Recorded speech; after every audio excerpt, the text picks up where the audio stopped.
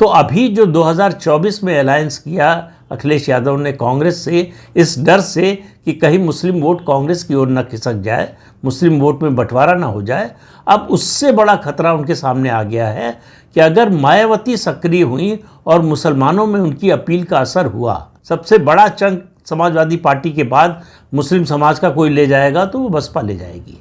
भाजपा को तो मिलना नहीं है, कांग्रेस के पास कोई जनाधार नहीं है, कोई संगठन नहीं है, वो जिसके साथ होगी उसके सहारे उसको जो मिल जाए।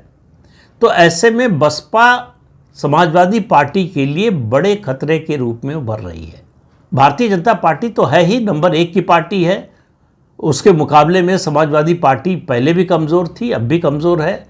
कई बार याद दिला चुका हूँ, फिर याद दिलाता हूँ कि 2012 वो चुनाव था जब अखिलेश यादव और समाजवादी पार्टी जीती थी। वो चुनाव जिताया था मुलायम सिंह यादव ने और अखिलेश यादव को मुख्यमंत्री बना दिया था। वहीं से समाजवादी पार्टी का पतन शुरू हुआ। केवल 2024 के लोकसभा चुनाव को अपवाद मानने लगातार समाजवादी पार्टी सत्ता से दूर होती गई है। लगभग वही स्थिति है जो 2007 में पूर्ण बहुमत से सत्ता में आने के बाद बहुजन समाज पार्टी की हुई है।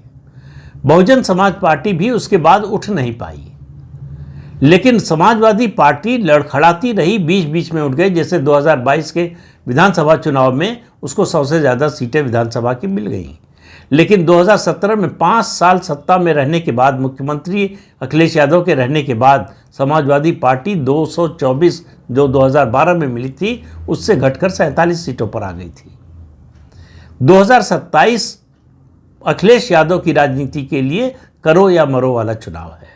अगर 2027 का चुनाव अखिलेश यादव समाजवादी पार्टी हारते हैं, जो कि मुझे स्पष्ट रूप से दिखता है कि हार रहे हैं, ऐसे में उनको अपनी पार्टी के सर्वाइवल के लिए लड़ाई लड़नी पड़ेगी।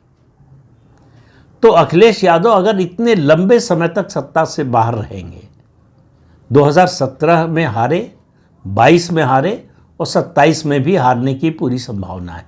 लगातार 3 चुनाव हारने के बाद उनकी स्थिति वही हो जाएगी जो आज राष्ट्रीय स्तर पर कांग्रेस पार्टी और राहुल गांधी की है।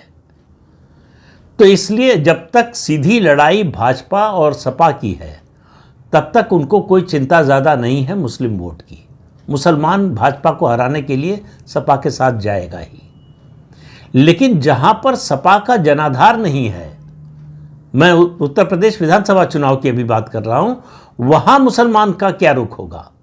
अगर मुसलमान समाजवादी पार्टी के उम्मीदवारों को पश्चिम उत्तर प्रदेश में पूरा अपना वोट दे देता है,